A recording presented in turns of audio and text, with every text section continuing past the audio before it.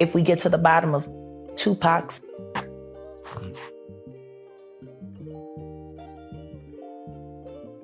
when that is finally revealed, 15 other will be revealed with it.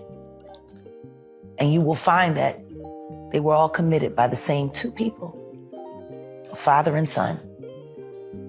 Within days, both Sean Diddy Combs and Jay-Z could be in federal prison. This is not speculation drawn from old accusations. It is a conclusion driven by new evidence now in government hands.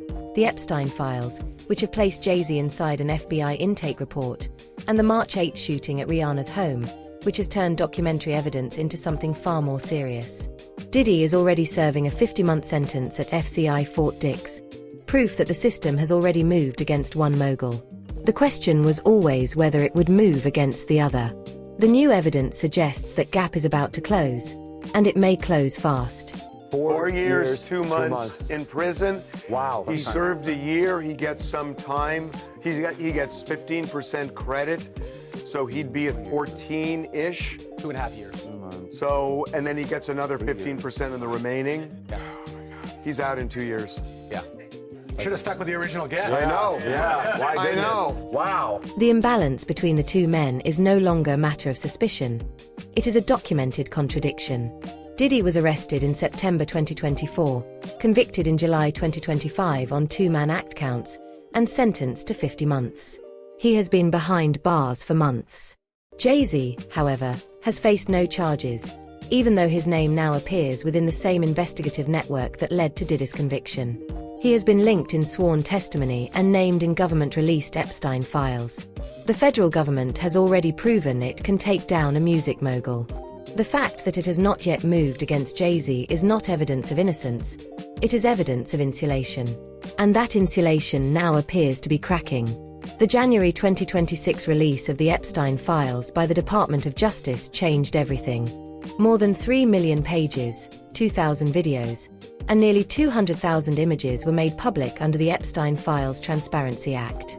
Among them was an FBI crisis intake report from July 2019. An anonymous caller described being chemically altered and abused over multiple years, claiming she once woke up in a room where Harvey Weinstein assaulted her while Jay-Z was present. The report noted that her memory was clouded. A separate tip in the same release named Pusha T, an artist signed to Jay-Z's Rock Nation label, as a handler who allegedly helped establish connections with victims. The DOJ warned that raw tips may contain false information, but the damage was done. Jay-Z's name is now part of a government archive tied to the Epstein investigation, and that exposure cannot be undone. But there are people who have been indicted in the public space, and it hasn't been true. And so I think Jay-Z's tone was exactly. But see, I saw Puffy say the same and then a video came out. Yeah. Yeah. The files did not stop with Jay-Z. Rihanna's name also appeared in Epstein's phone log dataset, dataset 10, dated January 2018, showing her as a recipient of recent calls from the financier's network. The DOJ emphasized that appearing in communication logs does not establish wrongdoing. However, it raises a question that had not previously been asked. What was the connection between one of the world's most powerful entertainers and a convicted predator? And could that connection explain why someone might now view her as a threat? The logs remained in the archive for weeks, just another piece of a puzzle without context. Then the shooting happened, and that context became impossible to ignore. On March 8, 2026, a woman drove a white Tesla to the gates of Rihanna's Beverly Crest mansion and opened fire with an AR-15 style rifle. 7 shell casings were recovered. Bullet holes struck the front gate, a parked vehicle, and the exterior wall of the home.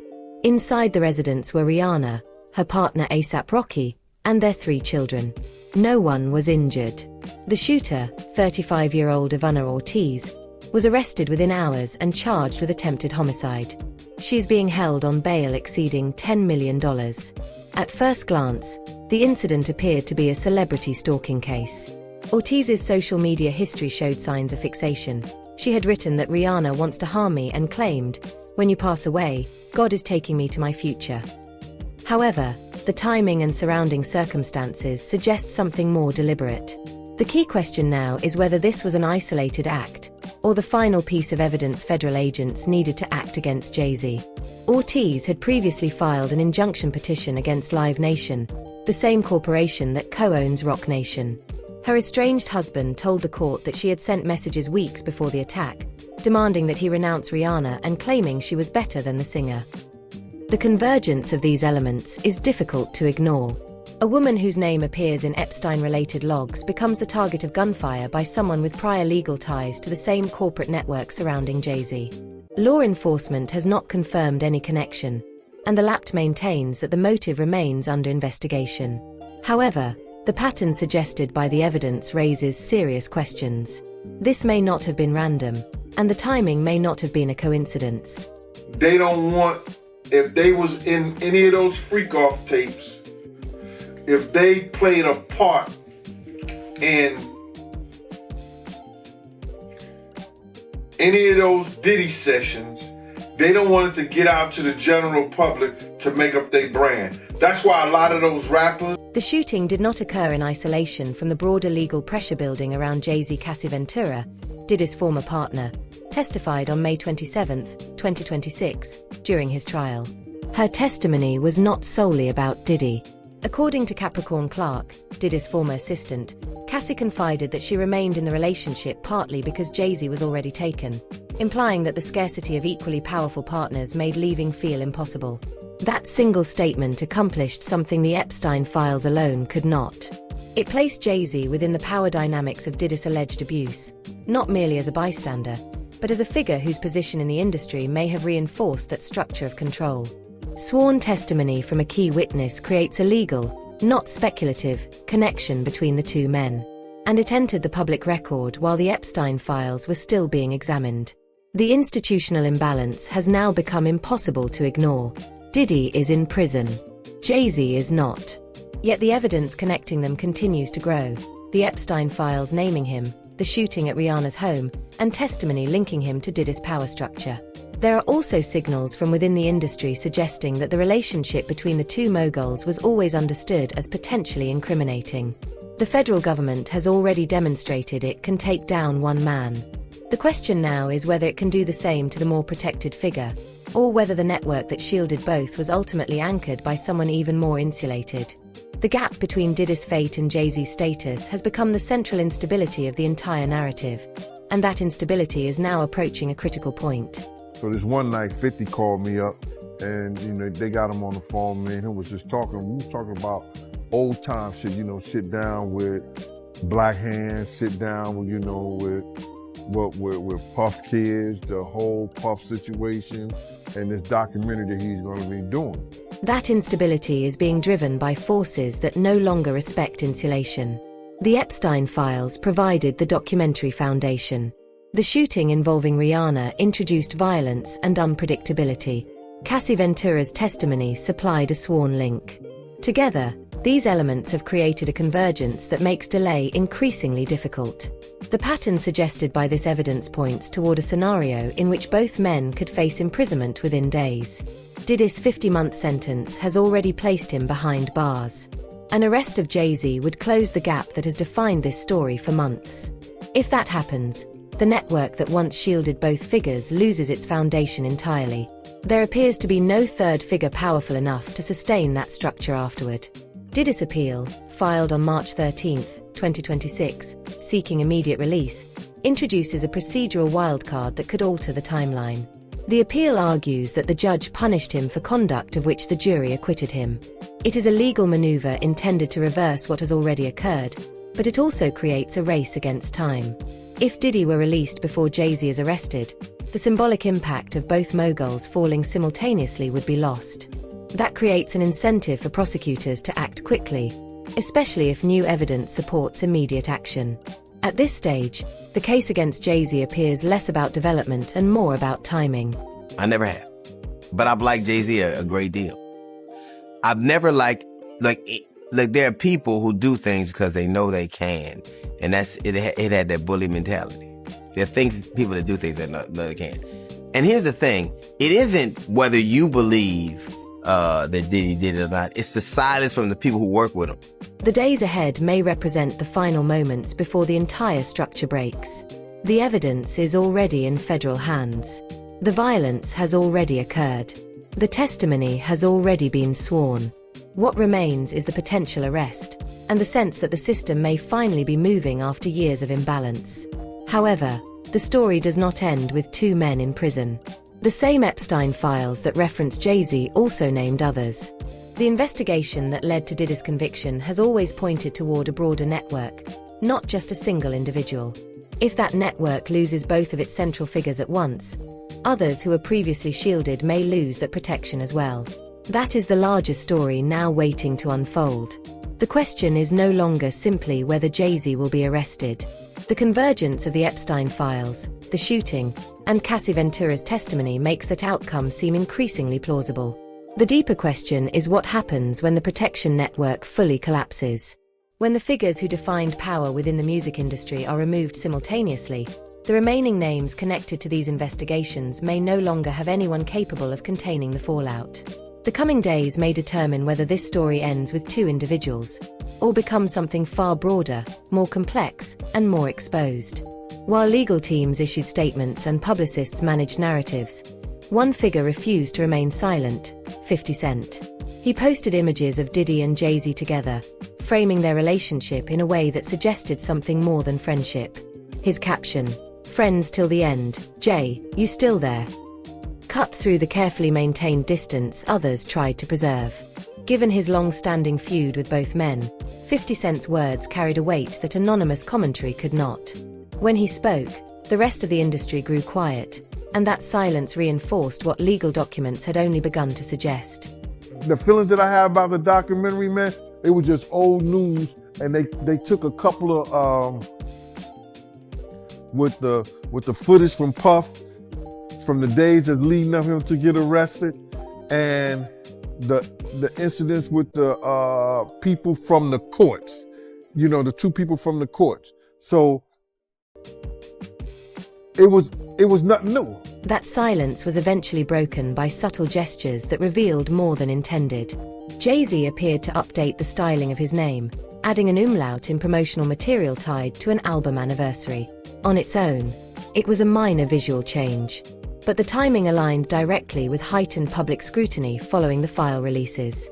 Online reactions were immediate and intense.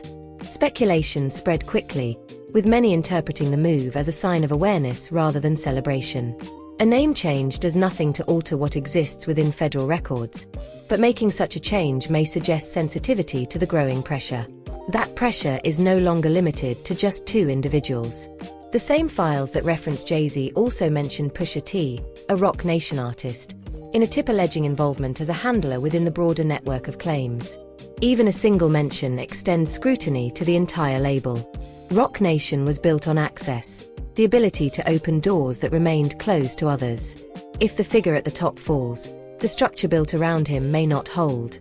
Artists associated with the label may now face difficult questions no publicist can easily answer, about whether their success was based solely on talent or influenced by proximity to a system now under investigation. Some threads connected to this situation extend back years, long before the Epstein files or the shooting. Kim Porter's death in 2018 was officially ruled natural, with pneumonia listed as the cause by the Los Angeles County Medical Examiner. However, in September 2024, Albie Shaw, the father of her eldest son, publicly called for further investigation, alleging a potential cover-up connected to a memoir he claimed she had been preparing. Days later, a book appeared online under her name. In response, Kim Porter's children released a joint statement rejecting these claims, reaffirming the official findings, and stating clearly that their mother had never authored such a book. When we got back to New York City, Wendy Williams was in Philly at a new station. The competing versions create a tension that refuses to settle. One side describes a silencing, the other describes the exploitation of a family's loss. Both narratives are anchored in real events: a death, a disputed book, a public accusation, and a family's denial. What makes Kim Porter's case significant to the current narrative is the pattern it suggests. If a federal investigation is exposing a network that operated without consequence for years, then a death in 2018 that some still question fits into that broader pattern. The family's denial complicates the issue, but the existence of the dispute indicates that the story runs deeper than any single document release. Those roots now connect to the legal uncertainty surrounding Diddy's case. His legal team filed an appeal on March 13, 2026, seeking immediate release on procedural grounds, arguing that the judge penalized him for conduct the jury did not convict him of. The appeal introduces multiple possible outcomes. It could result in his release while the case involving Jay-Z continues. It could also keep him incarcerated while Jay-Z's situation evolves separately. In either scenario, the two men could end up on very different sides of the system. Prosecutors are now working within a compressed timeline. If Diddy is released before any action is taken against Jay-Z, the impact of holding both accountable simultaneously diminishes. At this stage, the new evidence is no longer just about building a case. It is about building it faster than the appeals process can unfold. If the defense in the Diddy case gets its way, Diddy could be a free man next month. The appeal introduces procedural uncertainty, but the instability extends beyond legal filings.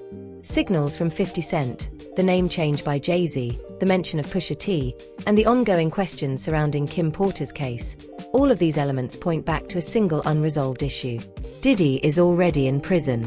An arrest of Jay-Z would remove the last figure with enough influence to potentially contain the full scope of what investigators may uncover. If that happens, anyone who previously operated under that protection could lose it. The release of the files shifts from being a static archive to something more dynamic, a roadmap. The shooting connected to Rihanna shifts from appearing as an isolated stalking incident to a moment that draws greater attention to the broader context. Nah, I would want, why? Right. Just to talk to or answer face to face. One answer. Right. What allowed this system to function for so long was the perception that those at the top were untouchable. Diddy's conviction challenged that perception for one figure. A potential arrest of Jay-Z would challenge it for the other. The signals from 50 Cent, the urgency created by the appeal, the unresolved questions surrounding Kim Porter, and the mention of Pusha T, none of these elements exist in isolation. They are different entry points into the same structure. If that structure collapses, everything within it becomes visible. The federal investigation has already demonstrated that it can bring down a powerful individual. The remaining question is whether it can dismantle the broader system that enabled that power in the first place. There are already visible signs of strain: the subtle name change by Jay-Z, the silence from Roc Nation affiliates, and the absence of public defense from typical industry voices. These signals suggest that those closest to the situation may understand the seriousness of what lies ahead. Rather than preparing for confrontation, many appear to be preparing for the aftermath. The appeal, the file releases, the shooting, the testimony, and the public statements, all of these elements are converging toward a single potential outcome: accountability for figures who are long perceived as beyond reach. They kicked me on that, like He was upset on that record. Somebody pissed him off that day. But it was just the conversations me and Jay have. He's so intrigued by where my life is at, because it's almost like he's seeing it happen again for somebody else. So he was like, I'm just gonna tell you all I've learned, and it was like a beautiful moment. I've really never heard Jay get that personal in a long time. The coming days may determine whether this convergence fully materializes. If the appeal succeeds, Diddy could be released while the situation involving Jay-Z continues to develop. If it fails, both men could face the possibility of incarceration at the same time. In either case, any protection they may have provided to others is likely to diminish. Artists associated with Roc Nation, individuals referenced in file disclosures, and witnesses who remained silent for years may all face increased scrutiny once the protection is gone. The story does not necessarily end with two high-profile cases. It may expand into something much broader. At this point, the structure of the situation is clear. The evidence is in federal hands. The timeline appears compressed. The remaining uncertainty lies in how events unfold. Key questions remain.